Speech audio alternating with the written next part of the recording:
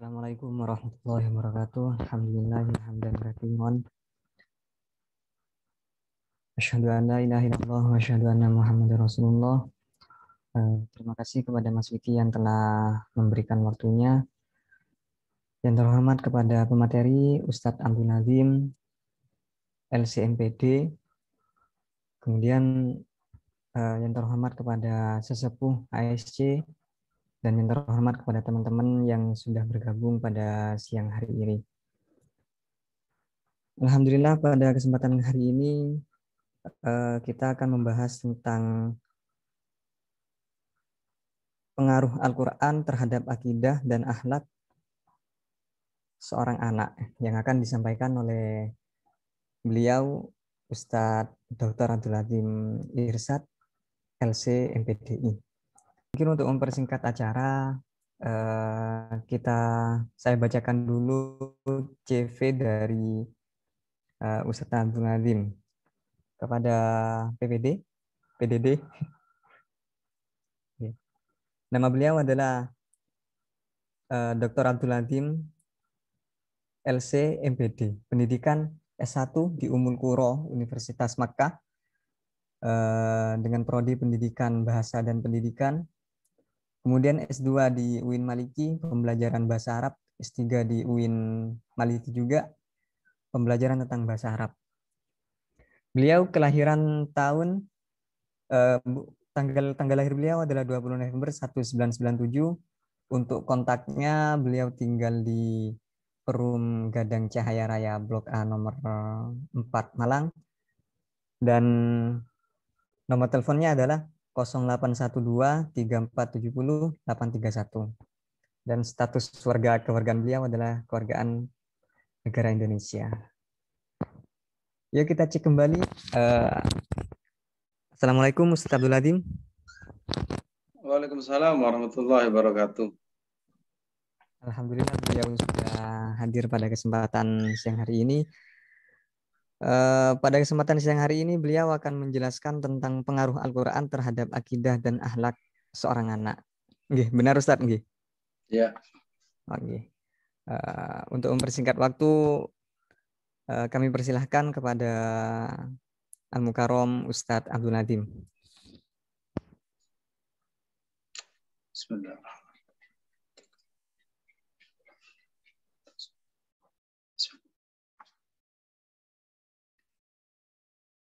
Assalamualaikum warahmatullahi wabarakatuh. Waalaikumsalam warahmatullahi wabarakatuh. Bismillahirrahmanirrahim. Wassalatu wassalamu ala asyrafil anbiya wal mursalin. Sayyidina wa habibina Muhammadin wa ala alihi wa ashabihi wa man tabi'ahu bi ihsani ila yaumiddin. Rabbi israh li sadri wa yassir li amri wahlul 'uqdatam min lisani yafqahu qawli. Raditu billahi rabba wa bil islami dina wa bi Muhammadin nabiyya wa rasula. Rabbi zidni ilma warzuqni fahma walhiqni bis salihin. Allahumma 'allimna bima 'allamtana innaka antal alimul hakim. Allahumma iftah lana futuhal 'arifin. Allahumma inna na'udzubika min 'ilmin la yanfa' wa qalbin la yakhsha' wa 'amalin la yurfa' wa du'ain la yustajab bi rahmatika ya arhamar rahimin. Amma ba'd. Alhamdulillah, bersyukur kita semua kepada Allah Subhanahu wa taala atas segala nikmat dan karunia-Nya. Pada kesempatan yang sangat mulia ini, bulan yang penuh berkah, kita bisa bermuajahah dalam keadaan sehat walafiat. Mudah-mudahan kita oleh Allah Subhanahu wa taala diberikan panjang umur, ilmu yang bermanfaat, rezeki yang berkah, dan insya Allah pasangannya nanti soleh atau solehah. Setelah lulus mendapatkan pekerjaan yang berkah pula, dan kemudian membangun keluarga yang sakinah, mawaddah, warahmah. Amin ya rabbal alamin. Salawat dan salam mudah-mudahan tetap tercurah kepada baginda Nabi Muhammad sallallahu alaihi wasallam, junjungan kita dan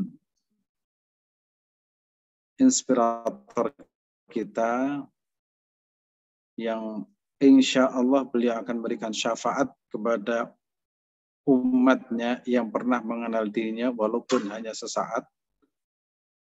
Apalagi kita bukan hanya sesaat, sejak kecil sudah mencintainya, dan pasti kita akan dikumpulkan dengan orang-orang yang mencintai Rasulullah SAW.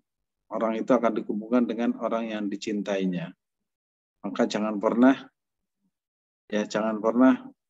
kita berpikir untuk jauh dari Nabi walaupun sesaat. Kemuliaan kita itu karena kita memuliakan Nabi Muhammad SAW. Nah, sebagaimana kita ketahui, ini kaitannya dengan Al-Quran. Saya menulis sedikit tentang Al-Quran ya. Pasti kalian lebih ngerti dan lebih paham tentang Al-Quran. Hanya saja kita belajar bersama-sama untuk yatadarusun Al-Quran. Saling mutalaah atau tadarus. Membaca Al-Quran atau mengkaji Al-Quran. Kita harus yakini dengan hakul yakin bahwa Al-Quran itu mulai hurufnya, kalimatnya, sampai susunannya itu adalah kalamullah. Untuk itu kita harus punya etika terhadap Al-Quran. Baik etika secara fisik atau non-fisik. Etika secara fisik. Nah, ini yang diajarkan oleh guru kita. Secara fisik berarti kita harus meletakkan Al-Quran itu, kalau itu tempatkan yang lebih tinggi dari kita. Misalkan di meja, jangan sampai naruh Al-Quran itu atau bagian dari Al-Quran itu di tempat yang bawah. Yang kedua, kita berusaha ketika akan membaca Al-Quran atau memegang mushaf, diusahakan suci dari hadas, baik besar atau kecil. Ya, kalau mungkin kecil itu masih perdebatan. Kalau besar wajib, ya, wajib bersih dari atau suci dari hadas besar.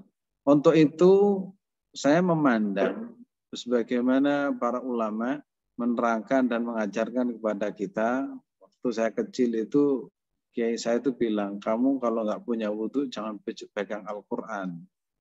Nah, sementara kita menemukan banyak orang yang membawa Al-Quran tanpa wudhu. Ini gimana? Ini masuk babul adab etika. Saya hanya ingin memberikan contoh. Kita tahu Imam Malik rahimahullah, ya. Imam Malik rahimahullah ta'ala, beliau itu ketika akan membaca satu hadis, ya, kitab hadis itu, satu hadis, beliau itu mandi bersih. Setelah mandi itu otomatis pakai sabun, ya, biar baunya nggak penguk. Mandi bersih, kemudian keramas. Ini akhlaknya ulama ini. Setelah itu pakai busana yang paling bagus.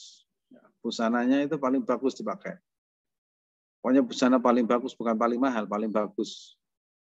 Nah, paling bagus dan paling pas ya untuk umat Islam itu apa? Kalau kita kan sarung, ya, peci, lengkap dengan parfumnya. Nah, setelah itu Imam Malik ini duduk di bawah, bersila, meletakkan Al-Quran di depannya, meletakkan kitab hadisnya lebih tinggi dari posisi udel, ya. Kemudian mulai membuka satu persatu, karena Imam Malik itu tatkala mau membaca satu hadis, dalam hatinya seolah-olah sedang berbincang-bincang dengan Nabi Muhammad Sallallahu Alaihi Wasallam. Sehingga apa yang dilakukan oleh Imam Malik adalah akhlak terhadap hadis Nabi Muhammad SAW. Apalagi Al-Quran itu kalamullah. Sehingga sering kita menemukan kentut pegang Al-Quran, kadang pakai celana yang di atas lutut, itu sembrono itu namanya. Nggak punya etika. Biar ada bedanya apa? Biar adanya Quran dan Quran. Nah, begitu ya. Sederhananya biar ada bedanya antara Quran dan Quran. Agar kita betul-betul punya etika kesantunan terhadap mushaf itu sendiri. Karena mushaf itu satu kata saja istimewa. Kita baca misalkan Yasin, ya itu berapa? 10. Sin itu 10, berarti sudah 20. Nah, disinilah rahasia Al-Quran. Kemudian kalau kita membaca itu nggak boleh tergesa-gesa. Nabi itu kalau membaca itu menikmati. Warattilil Qur'ana tartila inna sanulqi 'alaika qaulan tsaqila. Enak itu menikmati. Sehingga kalau kita menemukan tarawih yang Bismillahirrahmanirrahim itu tidak menikmati. Coba kita mencoba. Kalau makan atau minum, ada yang suka kopi ya? Kopi itu cara menikmati bukan langsung diminum langsung habis, enggak. Ya, bikin kopi luwak yang terbaik, disaring, kemudian baru kita minumnya sedikit, enak gitu. Ya Al-Quran itu begitu. Warattilil Qur'ana tartila. Bacanya tartil. Alhamdulillahi Rabbil Alamin. Nah, enak menikmati. Sebagaimana Nabi itu menikmati Al-Quran, sebagaimana para ulama menikmati Al-Quran. Nah, itu caranya seperti itu. Adapun orang tertentu, misalkan kalau sudah sampai pada derajat yang sangat tinggi, satu hari itu bisa khatam 3 kali, 4 kali, itu sudah nggak bisa kita uber. Karena mereka itu sudah menyatu dengan Al-Quran. Itu masuk kategori namanya ma'unah. Ya. Ma'unah. Ada orang 4 bulan hafal Quran itu masuk ma'unah. Itu nggak bisa kita kejar. Itu mereka sudah kategorikan orang tertentu yang Allah berikan keistimewaan. Kalau kita ya belajarnya itu innamal ilmu bitta'allum. Sesungguhnya ilmu itu bitta'allum. Ilmu itu dengan tahu. Wal hikmatu wal barakatu bil hikmah. Saya ulangi. Innamal ilmu bitta'allum wal barakatu bil hikmah. Ilmu itu wajib dengan belajar dan keberkahan ilmu dengan hikmah, dengan melayani seorang guru. Maka kita pastikan kita harus memuliakan mushaf kita memuliakan kitab kita memuliakan pelajaran kita, jangan lupa juga memuliakan seorang guru. Nah, sebelum saya mulai, saya akan bercerita sedikit tentang orang yang mendapatkan keberkahan dari gurunya. Di Yaman itu ada orang yang cerdas. Cerdasnya itu di atas rata-rata. Baru mendengar itu langsung hafal. Bahkan kitab-kitab klasik ya, itu yang berjilid-jilid itu hafal. Hafal. Kalau kita kan ngapal itu nggak hafal-hafal. Ini hafal, ini Al-Quran hafal, semuanya hafal. Kemudian suatu saat dia itu diundang oleh salah satu gubernur di Yaman, di Mukalla. Mukalla itu daerah Yaman. Orang ini ditarim. Mungkin gurunya kalah cerdas. Gurunya itu kalah pintar dengan muridnya. Nah, itulah bawaan orang pintar itu sombong. Bawaan orang pintar itu meremehkan orang lain. Akhirnya dia itu pamit ke Mukalla. Tapi tidak pamit kepada gurunya. Mungkin sebagian temannya itu dipamiti. Saya mau ke Mukalla. Karena menghadiri undangan gubernur. Biasa kan kalau orang cerdas itu laris ya. Masih kuliah saja itu kan banyak undangan. Undangan hafalan di sini, ngisi acara di sini. Begitu. Sampai dia itu berangkat ke Mukalla. Ya, sampai di Mukalla, ternyata syekhnya, gurunya itu tanya kepada santri-santri yang lain, murid mahasiswa yang lain. Aina hadzal rajul? Wallahi la adri huwa dhahaba min as-sabah وسمعت بأنه ذهب إلى مكلا ليقدم الخطبة ليقدم المحاضرة عند المحافظ. Wallahi tidak ngerti, katanya dia itu berangkat sejak pagi untuk menghadiri undangan seorang gubernur di Mukalla. Wallahi.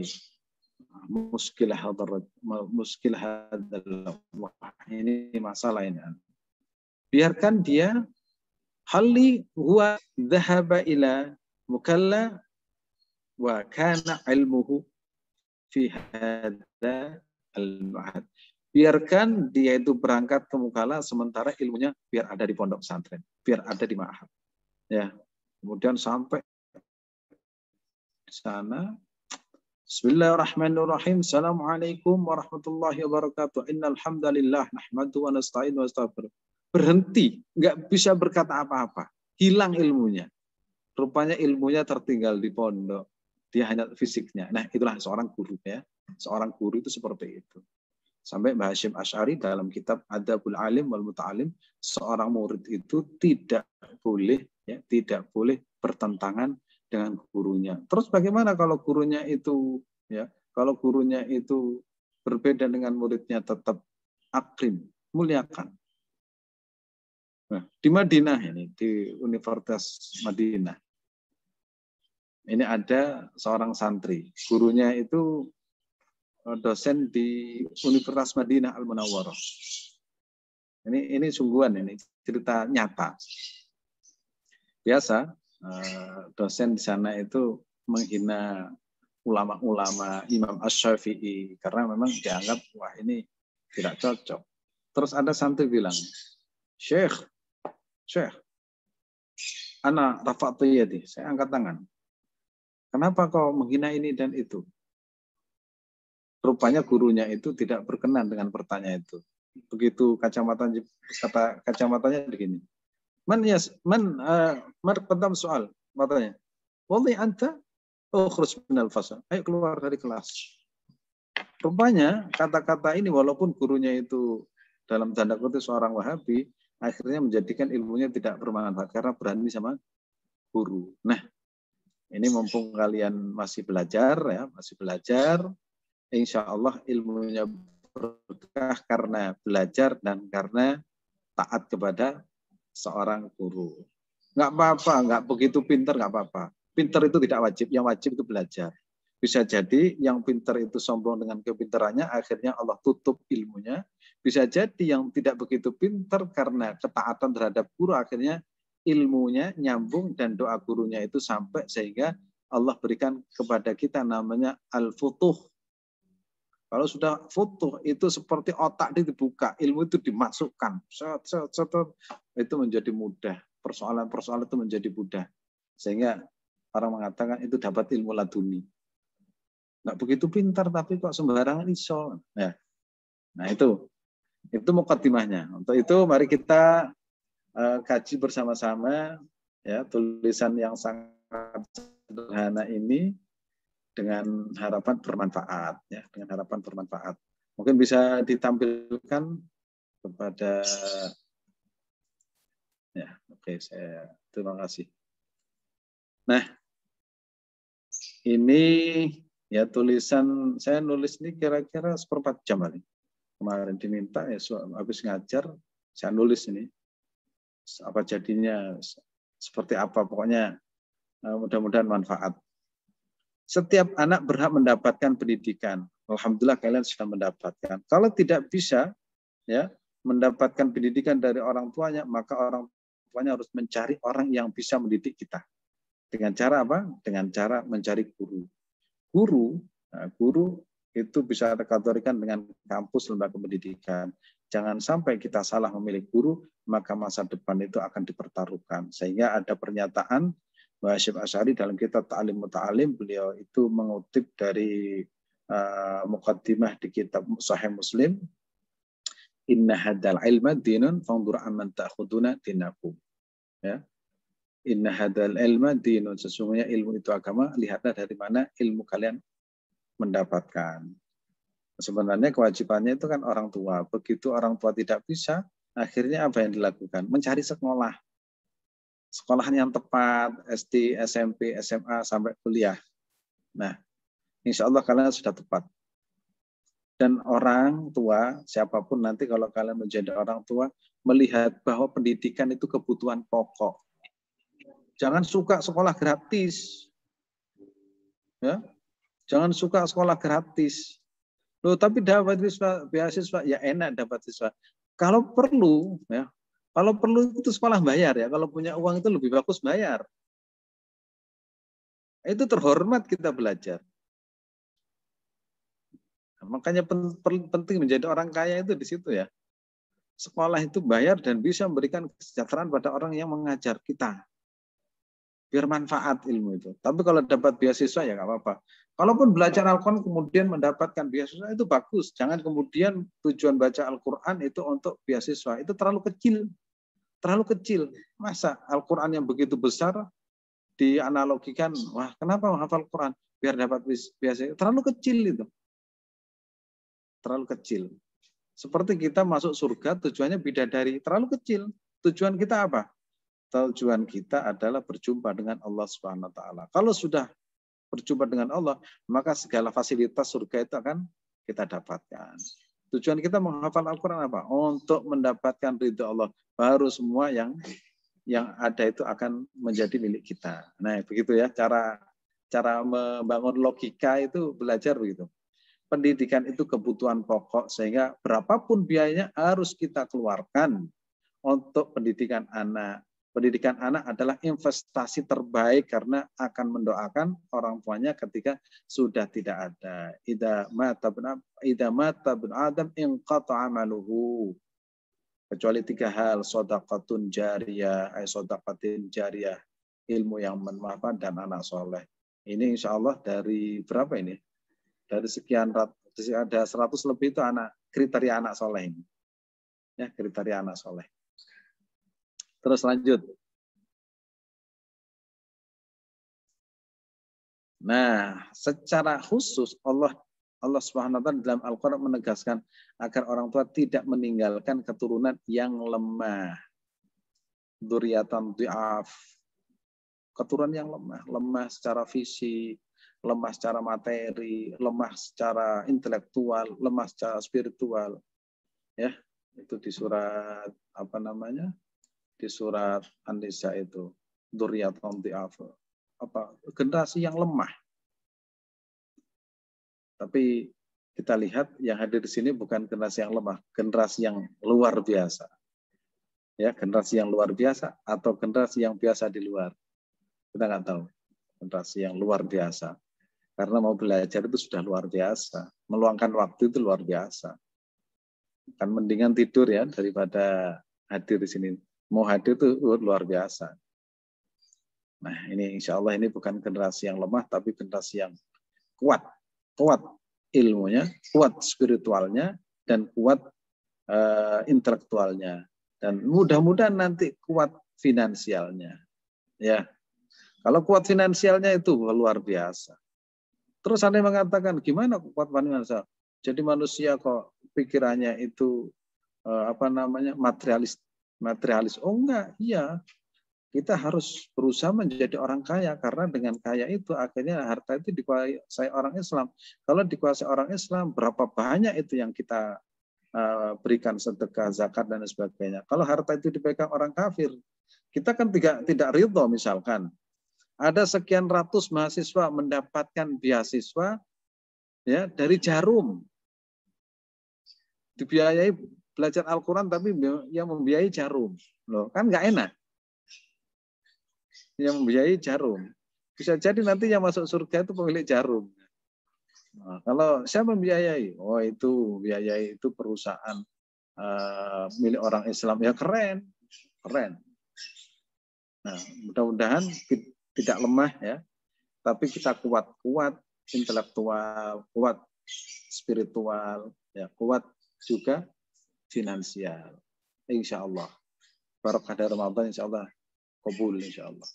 Terus lanjut. Ini ya, kondisi lemah.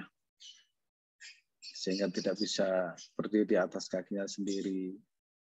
Sebelum orang tuanya meninggal, itu harus diberikan pendidikan yang layak. Pendidikan yang berkualitas. Pendidikan yang membangun karakter. Itu kita harapkan seperti itu. Di dalam kitab At-Tibyan fi Adabi Hamlatil Quran yang ditahqiq oleh Syekh Muhammad Al-Hajjar. Syekh Muhammad Al-Hajjar ini guru saya di Madinah. Diterangkan, wajib bagi kalian berobat dengan 2 obat. Pertama yaitu madu. Ini keliru nih, madu dan Al-Quran. Sebaik-baik obat adalah Al-Quran. Surat Al-Fatihah obat dari racun, dan Al-Quran atau surat Al-Fatihah obat dari tiap-tiap penyakit. Ini kan dahsyat ya. Itu dahsyat. Sehingga orang dulu itu kalau punya anak itu difatihai sampai 113 sampai 313. Bahkan saya dulu punya guru namanya Kiai Abu Fadlin di Jember, almarhum.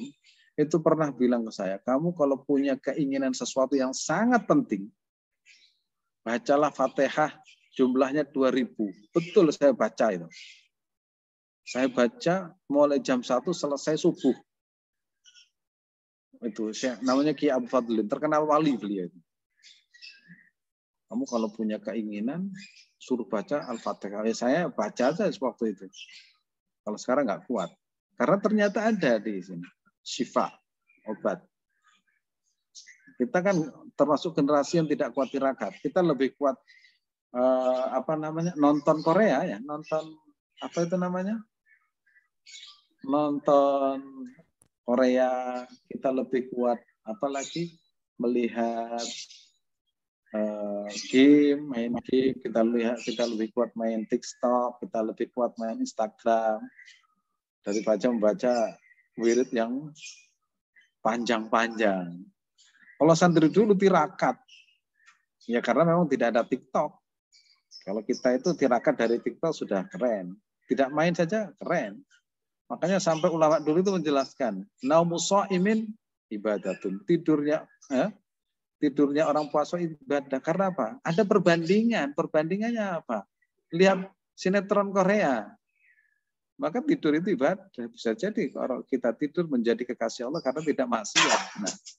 Nah disitulah ya kearifan ulama dulu di dalam memahami sebuah teks secara kontekstual. Dan ada 3 hal yang ini sering saya sampaikan. Santri itu harus punya 3 hal. Pertama, santri atau mahasiswa. Pertama yaitu nek ngerti elek rupani, nek gak ganteng, gak ayu, elek rupa kudu kuat ndonga. Nomor 2, santri iku rata-rata gak duwe duit, kudu kuat wirid. Nomor 3, santri itu rata-rata anaknya orang yang biasa-biasa saja, bukan anaknya konglomerat, tapi rata-rata menengah ke bawah. Maka harus kuat tirakat. Maka 3-tiganya itu harus kuat, ya, harus dikumpulkan. Kuat dungo, kuat wirid, kuat tirakat. Wah, itu bisa menaklukkan. Kalau bahasa di dalam kitab Al-Hikam itu ada tulisan begini. Al-anwaru matoyal qulub wal asrar.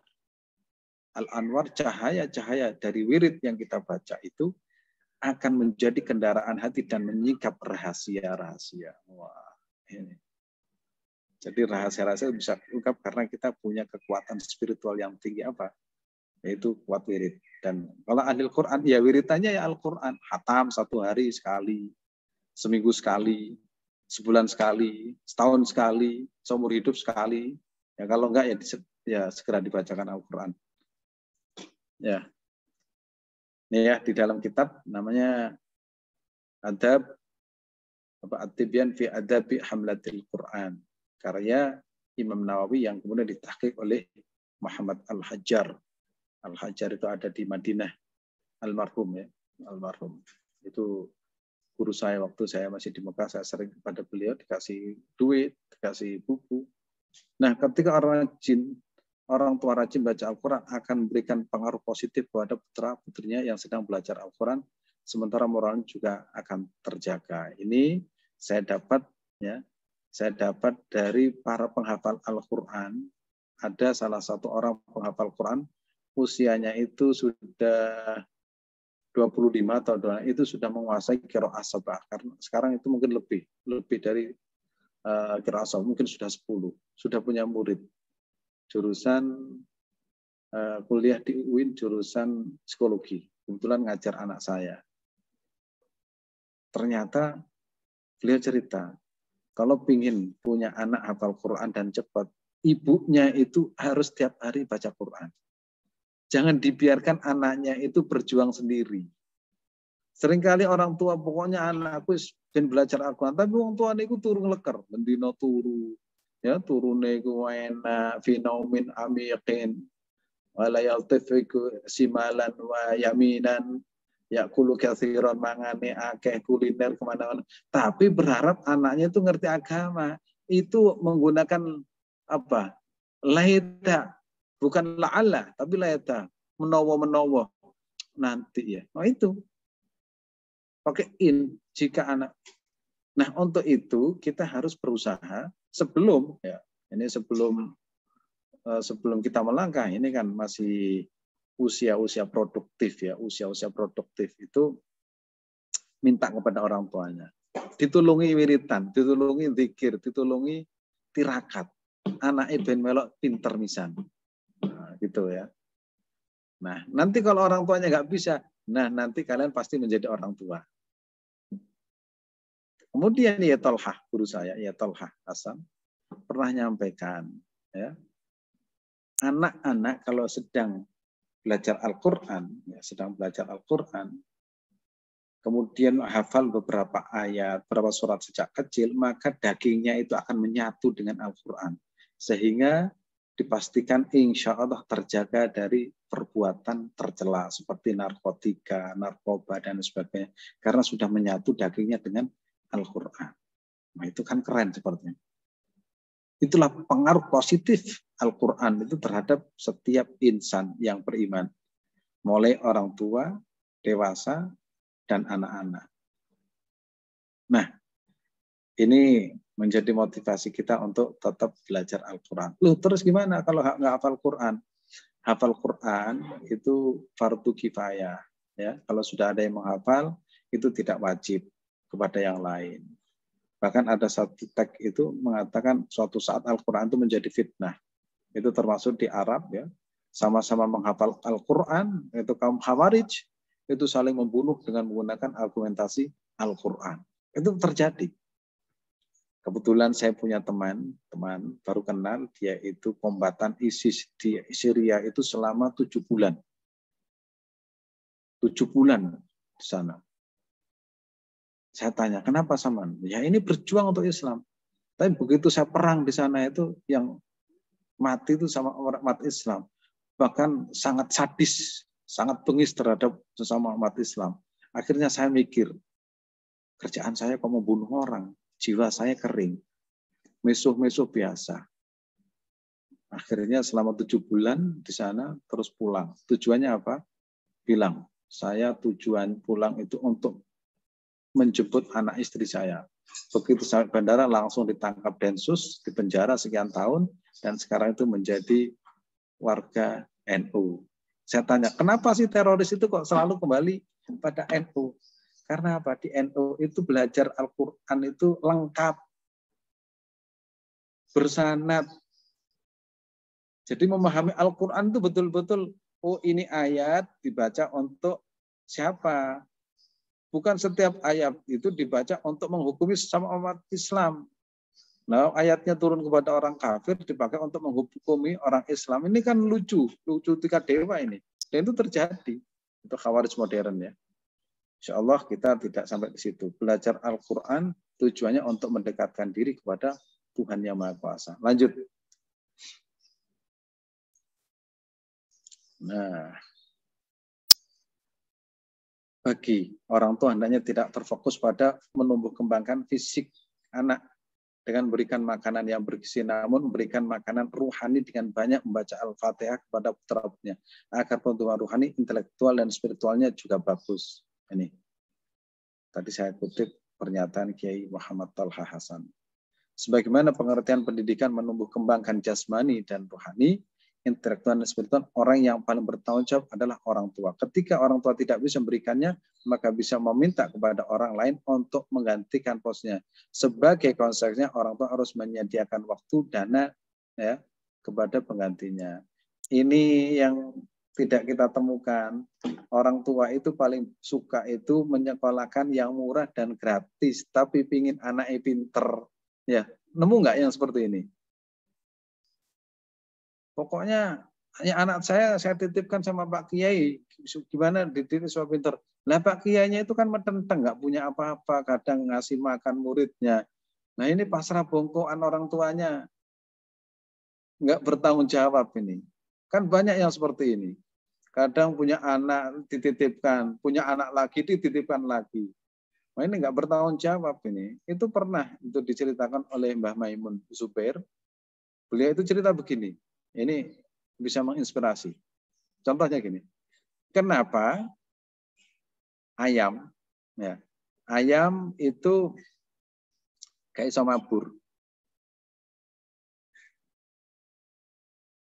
Duwe suwi tapi kayak iso mabur. Itu ayam itu. Itu salah satunya apa? Ayam. Duwe suwi kayak iso mabur. Terus ada lagi bebek ya.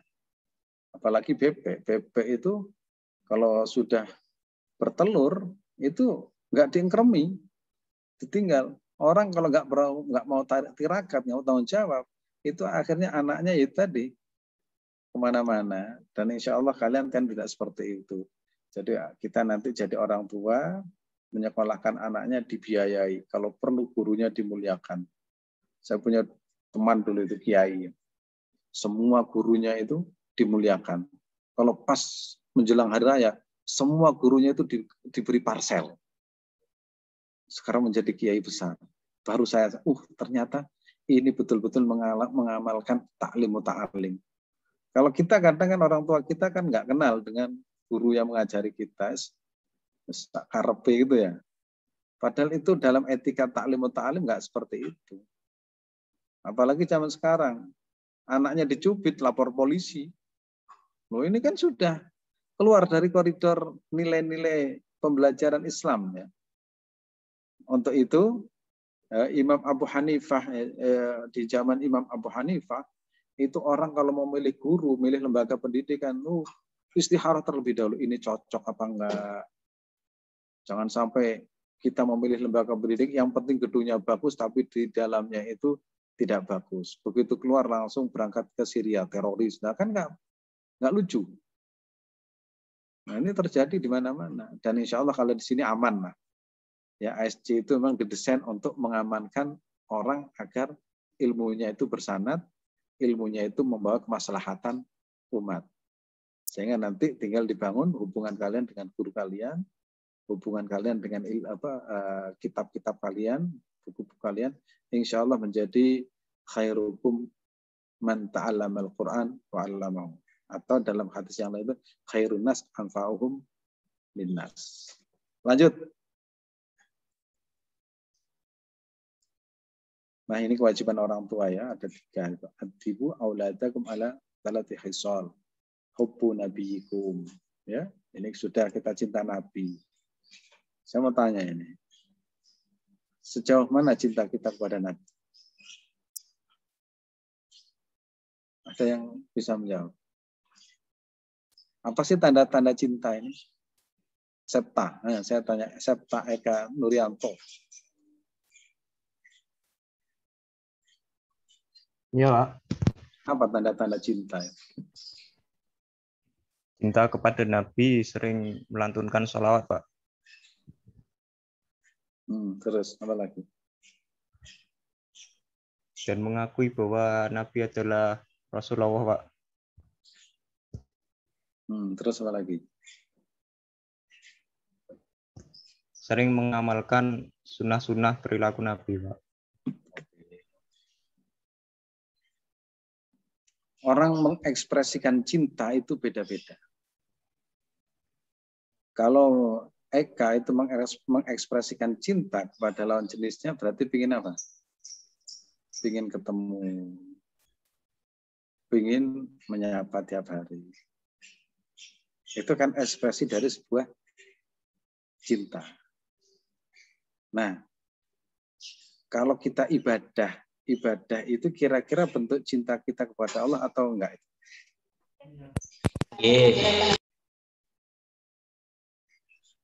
Kepada Allah, Pak. Nah, kira-kira kalau kita cinta kepada Allah Subhanahu wa taala, apa yang kita lakukan?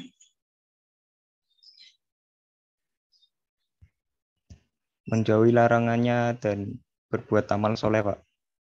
Tujuannya apa? Taat kepada Allah, Pak. Bukan surga. Kok belajar Al-Quran ada yang ingin dapat beasiswa?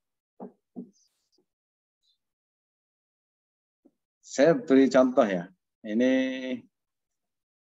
Septa punya pembantu dua. Satunya itu taat terhadap perintah. Karena pembantu tugasnya apa? Nyuci piring, korak-korak, kemudian ngepel, ya, nyetrika dan sebagainya. Begitu pembantu sudah kerjanya seperti itu. Terus satu lagi pembantunya itu kalau mau nyetrika pasti tanya, kenapa saya harus nyetrika? Kenapa saya harus korak-korak? Kenapa saya harus cuci piring? Kira-kira suka yang mana itu?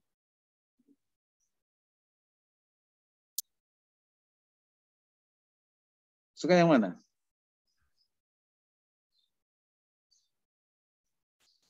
Suka yang bantu-bantu itu, Pak. Nah, pasti kita suka yang pertama tadi. Karena apa? Mereka setia, mereka taat. Begitu juga cinta itu tidak ada alasan kenapa mencintai. Tanpa cinta itu tanpa alasan. Aku cinta ini, oh iya karena ini begini, itu bukan cinta. Kalau alasannya tidak ada nanti, tidak cinta lagi. Misalkan Septa cinta kepada Sutiasari karena cantik, karena menarik. Kalau sudah tua, nggak menarik lagi, nggak cinta. Nah, begitu ya. Cinta itu tanpa alasan. Pokoknya cinta sudah.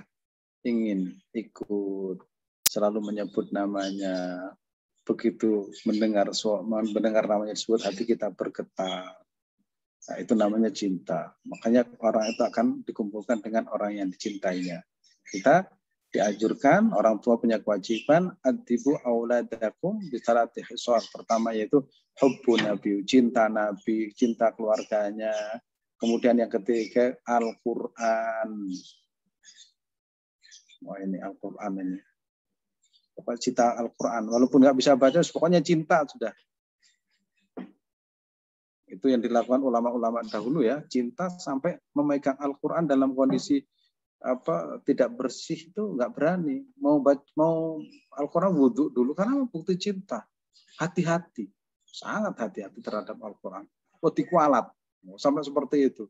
Nah kita sekarang itu Al-Quran kadang ditaruh aja di jok mobil ya. Saya punya kawan dulu di Mekah itu waktu kuliah itu bukunya itu taruh di jok mobil dan sebagainya, kadang campur dengan sampah. Naudzubillah ini karena mereka melihatnya bukan dengan bi'ainir rahmah, dengan pandangan kasih sayang. Bi'ainir rahmah. Terus lanjut, kita percepat. Rasulullah memuji pengajar Al-Quran, khairukum man ta'allama Al-Quran wa 'allamahu. Pokoknya kita punya kewajiban, kalau sudah bisa baca Al-Quran, pulang itu ajarkan kepada mereka yang belum bisa. Kepada siapa? Anak muda, orang tua, ya itu nggak apa-apa. Yang penting punya kewajiban mengajar. Karena apa? Pahalanya cukup banyak. Ditanya, kenapa ngajar Al-Quran? Ya sudah, saya cinta Allah Subhanahu Wa Taala, cinta Rasulullah, mengajar.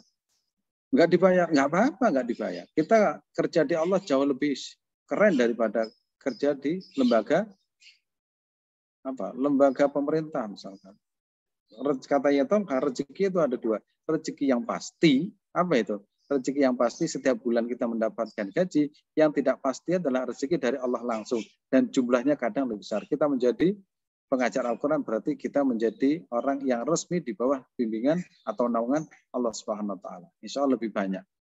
Nah, saya kutip muqaddimah yang ditulis oleh siapa namanya? Said Qutb dalam tafsir Dhillul Quran. Al-hayatu fi dhillil Quran nikmatun la ya'rifu illa man dhaqa. Hidup di bawah naungan Al-Quran nikmat yang tidak tahu kenikmatan itu kecuali orang yang sudah merasakannya. Kalau ada orang tanya, gimana kopi? Oh, nggak enak, pahit. Belum merasakan. Kalau sudah merasakan, pasti nyari yang lain. Ya, nyari lain. Mana kopinya lagi? Kopinya lagi. Itu karena apa? Kita sudah merasakan. Maka cara belajar Al-Quran, kalau sudah bisa, ajarkan. Pertama kali ajarkan kepada orang dekat kita, yaitu anak kita.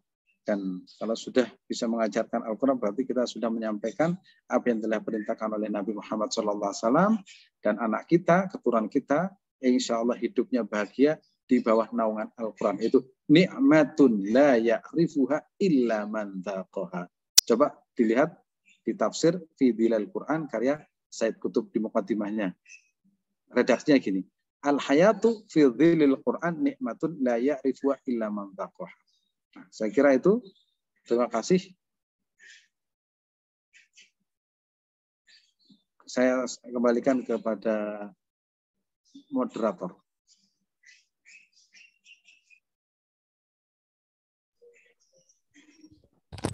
Alhamdulillah, terima kasih kepada Ustadz Abdul Nazim Irsad yang telah menyampaikan materinya dengan sangat luar biasa.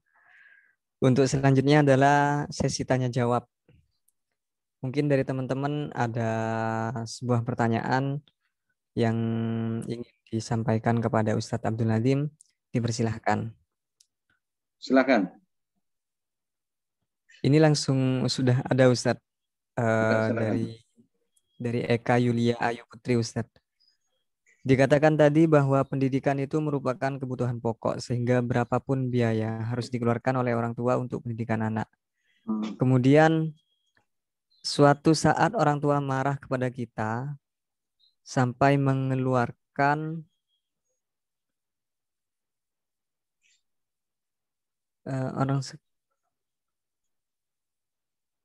sebentar Ustaz.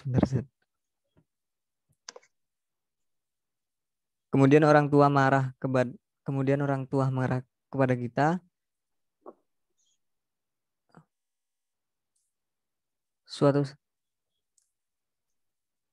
Orang tua tersebut berkata, "Hei, padahal saya sudah mengeluarkan banyak uang untuk pendidikan kamu, tapi kenapa kamu tidak bisa membanggakan orang tua, membanggakan kami sebagai orang tua?"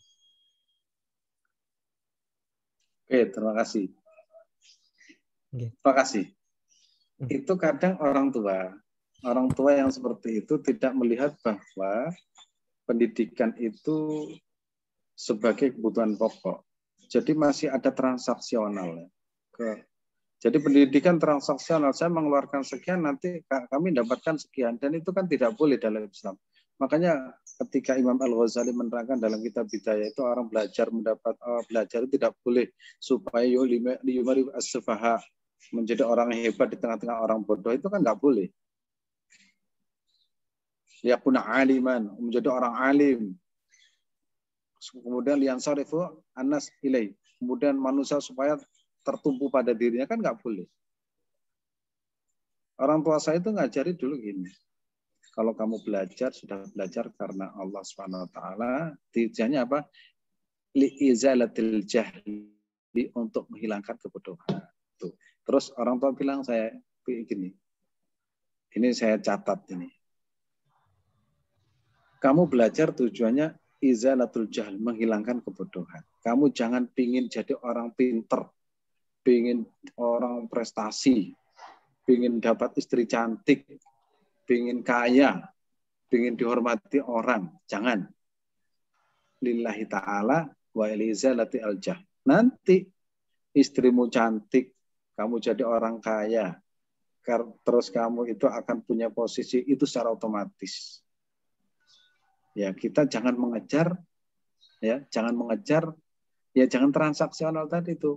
Bersihkan hati kita, bersihkan hati orang tua, itu kewajiban orang tua kepada anak. Nanti ditata sendiri. Terus orang tua itu jangan hanya tertumpu pada pendidikan fisik, lupa kepada pendidikan rohani.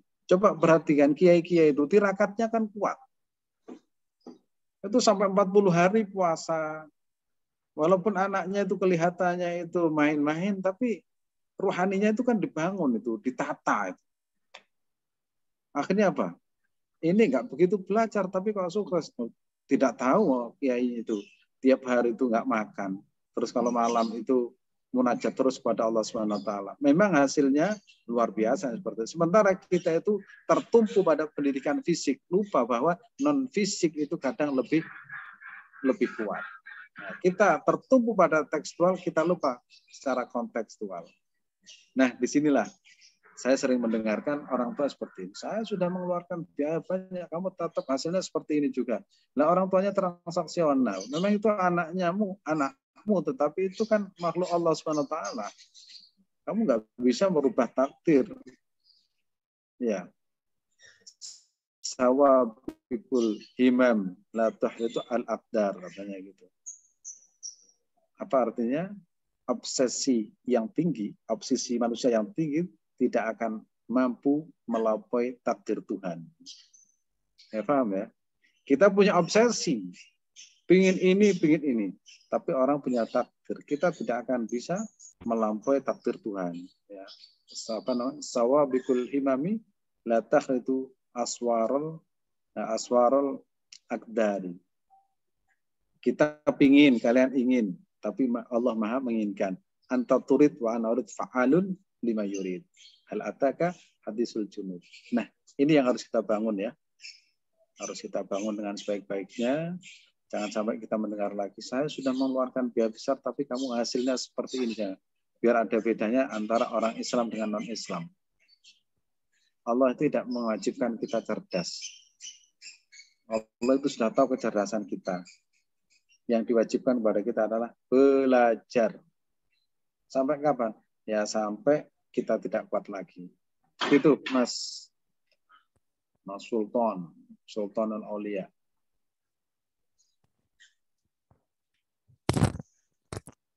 Syukron Ustadz untuk jawaban yang barusan Ustadz. Kemudian untuk pertanyaan. Ya, silakan. Pimpinan untuk pertanyaan yang kedua akan disampaikan oleh Mas Vicky Ustadz. Kepada Mas Vicky dipersilahkan. Terima kasih kepada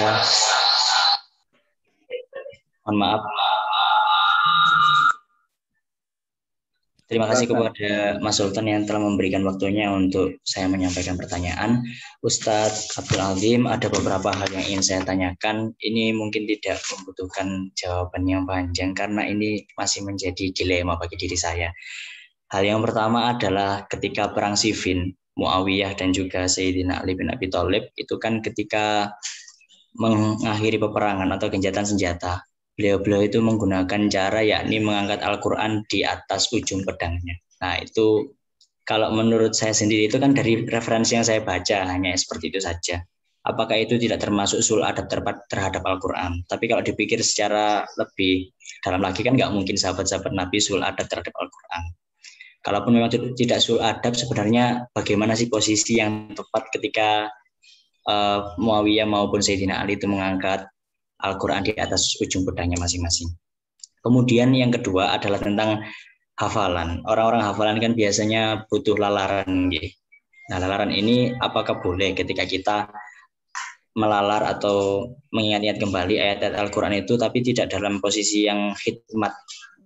Mungkin ketika bersepeda atau ketika melakukan pekerjaan yang lain.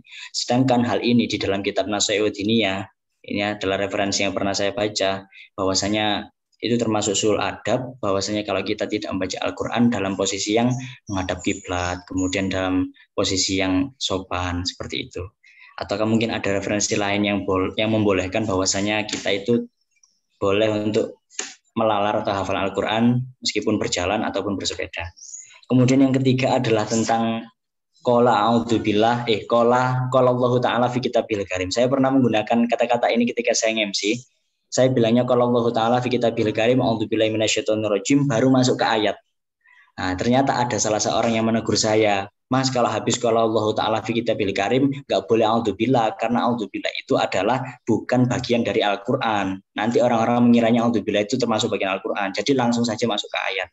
Bilangnya beliau-beliau itu seperti itu. Nah, ini masih menjadi hal yang sangat mengganjal bagi diri saya, karena menurut saya, kan kalau sebelum membaca Al-Quran kan digunakan untuk beristiadah dulu. Nah, menurut panjenengan iki pripun terhadap 3 hal yang masih menjadi dilema bagi diri saya. Mohon penjelasannya. Terima kasih. Terima kasih. Luar biasa atau biasa di luar sehingga tahu banyak. Nah, perang Siffin dalam kajian ulama-ulama yang manhaj Ahlussunnah wal Jamaah itu, kalau apa yang terjadi dengan para sahabat kita itu harus tawakuf, nggak boleh komentar. Karena itu ranahnya adalah sahabat.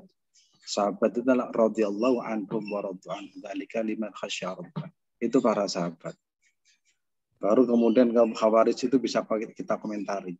Kaum Khawarij itu kalau untuk melakukan sesuatu itu pasti landasannya Al-Quran, tapi yang dihukumi adalah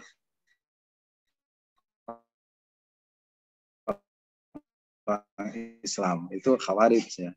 Kalau pokoknya para sahabat ini nggak boleh, kita nggak sopan. Itu sama dengan menyakiti Nabi. Hasyim Asy'ari itu mengutip salah satu hadis Nabi, la tasyub ashabi. Jangan menghina sahabatku, karena itu sama dengan menyakiti diriku. Wis pokoknya urusan sahabat ya, sahabat Nabi itu semuanya wahum udul. Kecuali sahabat yang perang ya, tidak mampu menahan rasa sakit, akhirnya pedangnya ditusukkan ke dalam jantungnya kemudian meninggal. Itu sahabat yang sudah keluar dari koridor itu. Ada lagi Sa'labah yang tidak mau mengeluarkan zakat. Sampai Rasul mengatakan wailaki ya Sa'labah. Rasulullah tidak berkenan bertemu sampai Abu Bakar, Utsman, Umar bin Khattab tidak mau bertemu. Nah, itu kalau sahabat-sahabat itu beda. Tapi kalau sahabat seperti Muawiyah, Sayyidina Ali, sudah kita sami'na wa ata'na seperti madhabnya para ulama-ulama terdahulu. Itu. Kemudian terkait dengan apa tadi? Yang kedua, lalaran Quran, Ustaz. Nah, Rasulullah SAW itu membiasakan dawamul wudu. Para ulama punya kebiasaan dawamul wudu. Ya, dawamul wudu. Yang terpenting di situ adalah adabnya dawamul wudu. Pakaiannya silakan, karena pakaian itu nanti kita tidak boleh menganggap bahwa pakaian yang pas itu seperti ini, karena setiap orang Islam dimanapun berada itu pasti berbeda. Kita lihat orang Amerika pakaiannya berdasi, pakaiannya seperti itu. Ketika lihat orang Syria berbeda, ketika lihat orang berbeda, orang Cina berbeda, sehingga itu kearifan lokal cara berbusananya itu tidak menghalangi kita. Misalkan harus memakai jubah, harus memakai sarung, enggak. Yang penting kita usahakan, dan itu saya ajarkan kepada anak saya. Pokoknya mau tidur harus wudhu, keluar dari rumah itu harus wudhu. Harusnya itu bukan mewajibkan sesuatu yang tidak wajib, tapi membuat sebuah tradisi bahwa kalau kita keluar kemanapun itu punya wudhu. Itu memang tidak mudah. Harus diajari sejak kecil. Sejak kecil. Secara otomatis kalau kita mau keluar, mau kemana? Mau ke pasar, wudhu dulu berangkat. Baru tahu nanti akan hebatnya apa? Wudhu itu, kekuatan wudhu dari segi spiritual seperti apa nanti. Nah itu ya. Itu dibiasakan. Saya kira nggak mudah, apalagi di Indonesia, air itu gampang. Nah itu kalau saya sendiri juga seperti itu. Mau berangkat kemana, wudhu dulu, nyetir mobil, apa yang kita baca, yang kita hafal, wiritan kan enak itu. Baca sholawat nyaman, bisa nyambung, kita dalam keadaan suci. Gitu. Nah, itu jalan keluarnya. Kalau kemudian ulama begini, begitu, itu memang perbedaan pendapat itu pasti. Kalau fikih itu pasti ada 2 pendapat atau 3 pendapat. Tapi itu sumbernya ada, dan kita cari yang gampang ya. Cari yang gampang, pokoknya boleh. Ya, pokoknya ada yang bolehkan, tapi tidak boleh menggampangkan. Ya, tidak boleh menggampangkan. Apalagi sampai tidak sopan kepada Al-Quran. Kalau saya masalah ini, saya ikut Imam Malik ya. Imam Malik itu sampai seperti itu. Terhadap ilmu itu luar biasa. Terus yang ketiga apa tadi? Yang ketiga, Mas Vicky?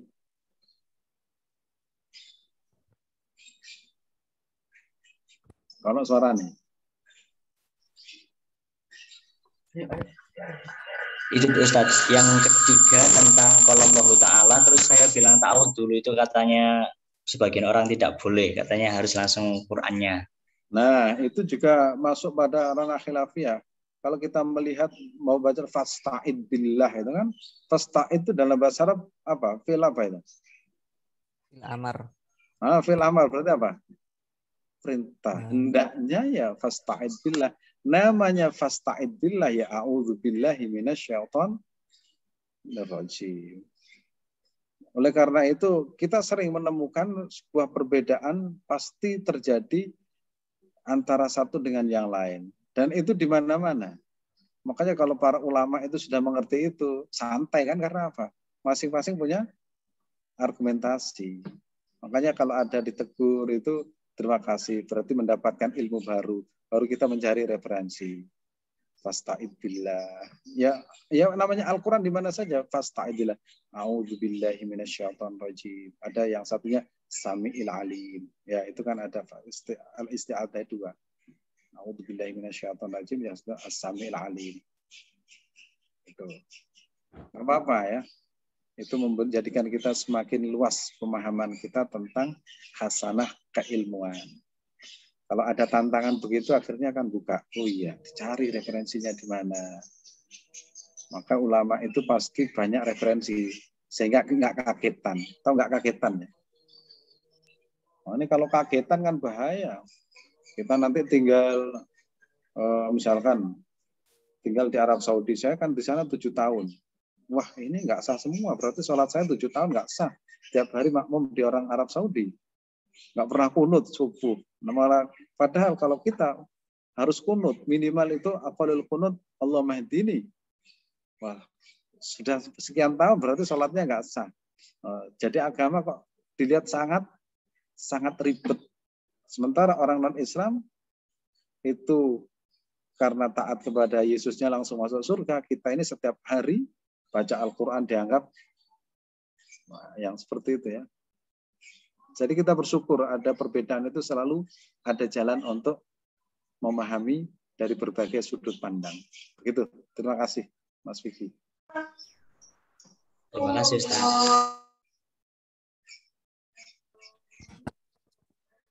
Baik, karena waktu sudah mepet dan akan memasuki waktu zuhur, mungkin dari Ustadz Abdul Nadim ada closing statement, Ustadz, untuk mengakhiri perjumpaan kali ini. Oke, terima kasih. Bagaimana pesan Kiai Haji Muhammad Tolha Hasan, beliau itu yaitu mengutip Muqaddimah Said Qutb di tafsir Dhil Quran, Al-hayatu fi dhil Quran nikmatun la ya'rifuha illa man dhaqaha. Hidup di bawah naungan Al-Quran itu nikmat yang tidak mengetahui kenikmatan itu kecuali orang yang sudah merasakan. Merasakan dalam bahasa Arab itu dzauq ya. Dzauq itu kalau ibu-ibu masak itu dicicipi. Begitu sampai di lidahnya itu kurang asin, kurang itu tak tahu. Kalau kita sudah tiap hari baca itu masuk pada dzauq itu nikmat. Nah, itu namanya nikmat. Kalau saya analogikan kopi, begitu Masya Allah, nikmatnya kopi ya gitu ya, itu namanya dzauq. Kalau orang sudah dzauq Al-Quran itu masuk pada dirinya, itu keren. Makanya ada orang sehari itu khatam sampai 3 kali. Bagi orang lain, kok bisa ya? Kalau sudah masuk dzauq itu sudah menyatu. Termasuk guru saya namanya Syekh Muhammad Ali As-Sabuni, itu tiap 3 hari sekali khatam. Tawaf selesai, datang, Syekh, kaifa haluk? Alhamdulillah nabi khair. Terus berhenti, dilanjutkan lagi. Tidak harus membuka mushaf, karena apa? Sudah menyatu. Namanya Syekh Muhammad Ali As-Sabuni. Nah, itu ya. Statement closing-nya tadi itu. Mudah-mudahan bermanfaat. Kita terus orang-orang yang bisa merasakan dzauq Al-Quran. Dan insya Allah kita akan dibersamai Rasulullah Sallallahu Alaihi Wasallam. di dunia, mudah-mudahan ada yang mimpi ketemu, minimal nanti itu kita berjumpa, ya, berjumpa makamnya di Madinah Al-Munawwarah, berkah dari Al-Quran. Bisa sampai ke tanah suci Mekah dan Madinah. Terima kasih. Saya kembalikan kepada moderator. Baik, terima kasih kepada Dr. Ustadz Abdul Halim LCMPD yang telah menyampaikan materinya yang sangat mencerahkan. Untuk dari Mas Vicky, apakah ada proses pengambilan foto bareng?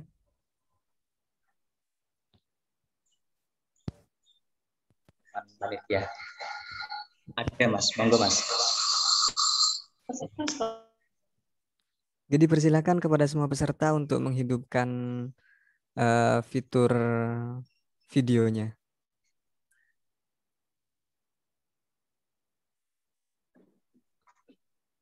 Dan kepada kru yang bertugas untuk men-screenshot.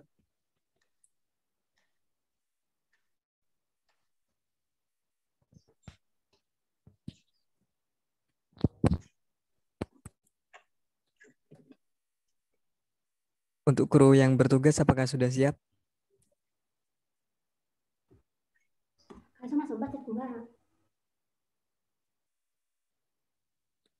Oke, saya hitung. Bisa siap-siap. Mungkin senyum dulu.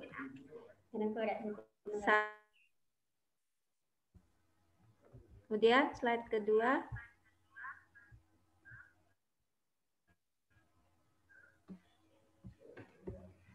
Satu, dua, tiga.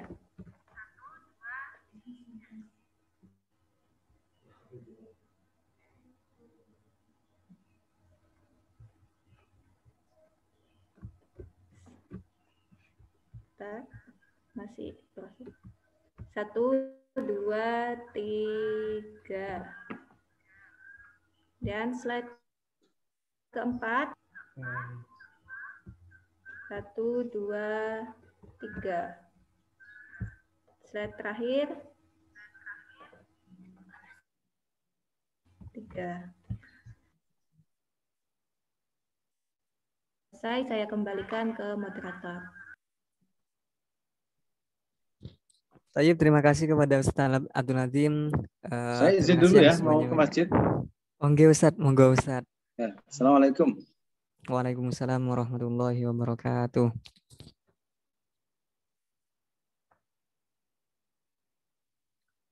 Untuk acara selanjutnya, saya sebagai moderator akan menyerahkan kembali jalannya acara kepada Mas Vicky sebagai MC. Sekian dari saya. Assalamualaikum warahmatullahi wabarakatuh.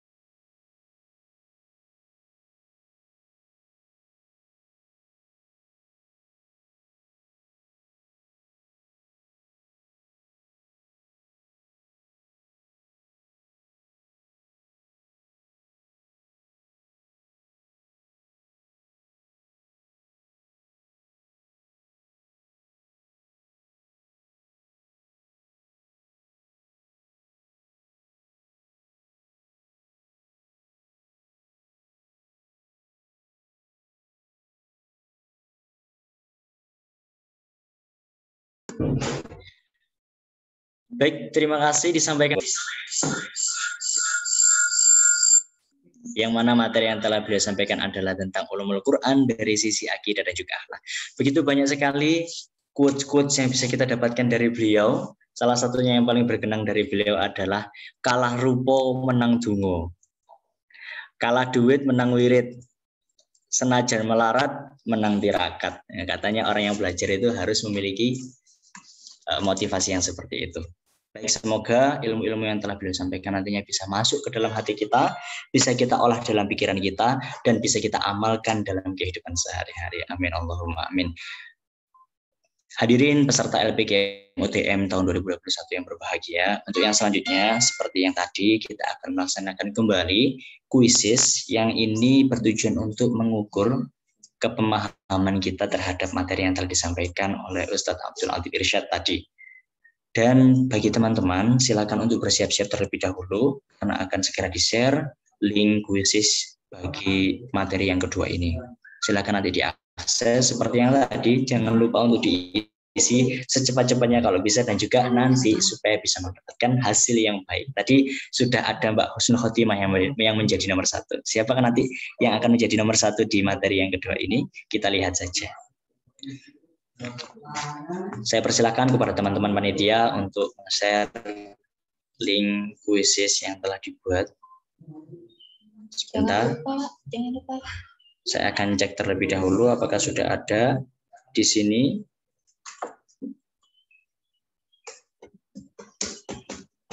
Baik, sambil menunggu kuisisnya di-share di grup, perhatian kepada seluruh peserta LPKM UTM 2021. Jangan lupa untuk presensi, yang mana presensinya akan di-share oleh teman-teman panitia dan membutuhkan screenshot bukti mengikuti kegiatan pada materi tersebut.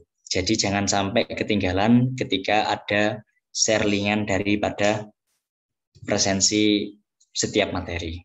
Kemudian setelah melaksanakan kuisis, dimohon untuk tidak keluar terlebih dahulu karena ada beberapa informasi dari panitia mengenai kegiatan besok. Jadi silakan sekarang mengisi kuisis terlebih dahulu, fokus mengisi, kemudian lanjut untuk mendengarkan beberapa informasi dari panitia.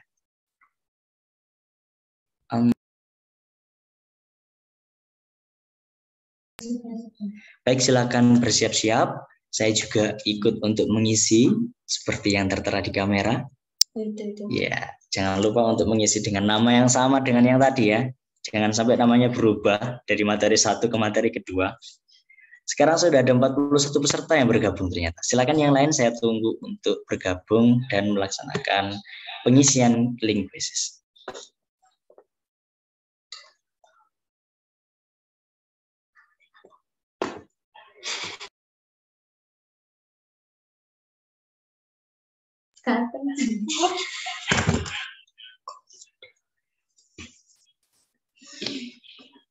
Karena sekarang sudah masuk di waktu zuhur, jadi dimohon untuk kepada seluruh peserta LPKM UTM 2021 untuk mengazumkan bahwasanya kita akan sholat setelah kegiatan ini, supaya nanti tidak dicap sebagai orang yang melalaikan sholat.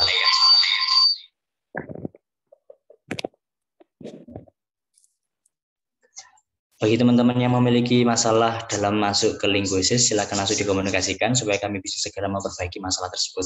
Sudah ada 90 orang yang masuk di link kuisis, saya tunggu untuk yang lainnya. Di sini ada 108 orang, tadi yang ikut ada 107, jadi harus ada 107 lah minimal untuk memulai kuisis pada materi yang kedua ini. Wah, sepertinya sudah ada yang senyum-senyum sendiri nih melihat soal-soal dari kuisis ini. Ada Mbak Eka Yulia. Ya Allah. Senyumannya itu berarti menunjukkan keantusiasannya dalam mengikuti kegiatan ini. Semoga nantinya ikuti kegiatan ini ada hasil yang nantinya akan membuat perubahan signifikan dalam kehidupan kita semuanya. Baik dalam organisasi maupun dalam kehidupan kita, dalam memahami Al-Quran dan menjadi generasi Qurani yang bermental robbani. Nanti setelah ini kita akan jargon lagi ya, jangan lupa. Supaya nanti tidak lupa, karena besok juga harus digemakan lagi itu jargonnya. Nanti kalau saya tidak jargon, saya nggak jadi. Baik, sudah masuk semuanya? Sudah ada 95? Ayo dong yang lain, masih ada beberapa yang belum masuk ini. Dan juga saya ingatkan lagi, nama ini penting. Karena saya tidak bisa mengenal kalian kalau namanya tidak sesuai. Ada yang namanya ini hanya .2. Mohon diganti, pakai nama yang asli dong. Kalau bisa sesuai dengan akte ya. Ini ada yang namanya .2, ada yang namanya Y_EK. Mohon untuk pakai nama lengkap supaya kami bisa lebih mudah untuk mendeteksi ini sebenarnya siapa yang Mas. Jangan takut kalau nanti nilainya jelek, karena ini tidak akan menjadi syarat kelulusan kalian dalam perkuliahan. Dan juga tidak menjadi syarat untuk lulus dalam LPKM UTM ini. Ini hanya sebagai evaluasi kita, supaya nanti kita bisa lebih baik lagi.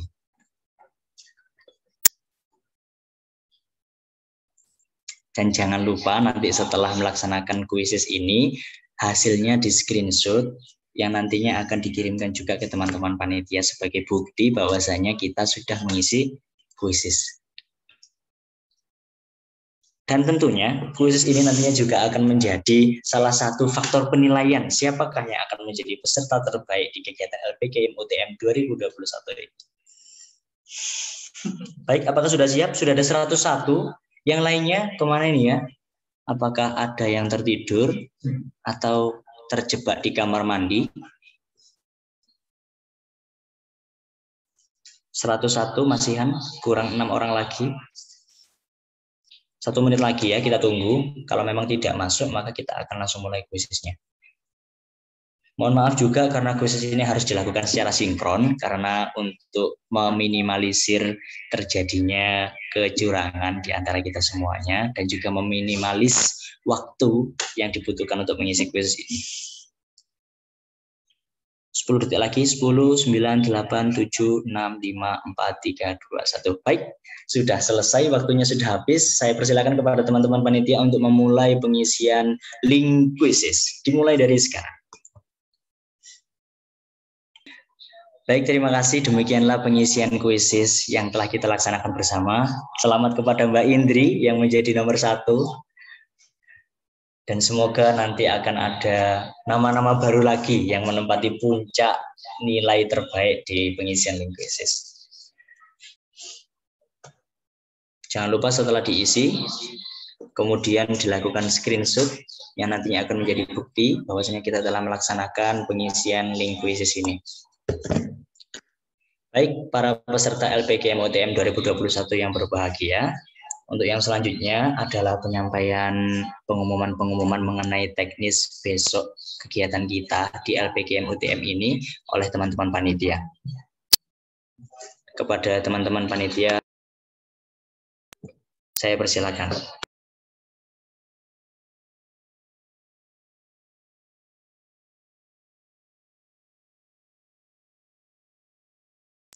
Ya, Assalamualaikum warahmatullahi wabarakatuh.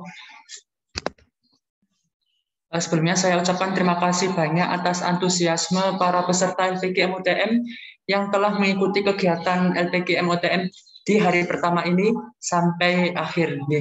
Saya ucapkan terima kasih banyak dan saya apresiasi. Untuk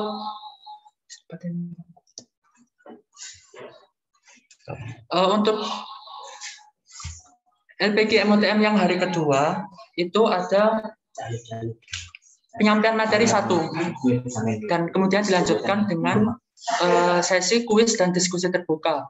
Nah, untuk sesi kuis dan diskusi terbuka ini itu merupakan pengganti dari FGD atau Focus Group Discussion, yang mana di sesi kuis dan diskusi terbuka ini sangat diharapkan para peserta LPKM UTM ini untuk aktif berdiskusi dan menyampaikan pendapatnya dalam sesi tersebut.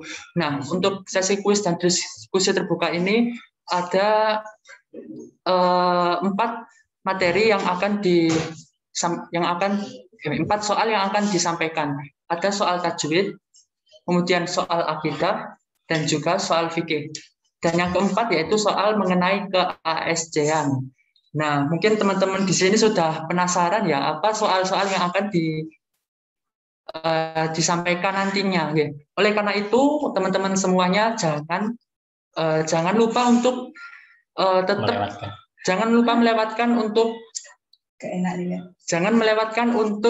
mengikuti LPKM UTM di hari kedua. Oke. Kemudian saya ingatkan kembali untuk penugasan peserta LPG MOTM, yaitu yang pertama ada mengupload Twibbon di foto profil WA, dan juga yang kedua yaitu mengupload Twibbon di status WA. Nah, ini merupakan persyaratan untuk mendapatkan sertifikat LPG MOTM. Oleh karena itu, teman-teman semua diharapkan untuk bisa melaksanakan tugas penugasan ini begitu. Karena ketika teman-teman ini tidak melaksanakan penugasan ini, maka hilang persyaratan untuk mendapatkan sertifikat LPG MOTM. Oke, kira-kira itu untuk informasi dari saya. Mungkin ada yang ingin ditanyakan?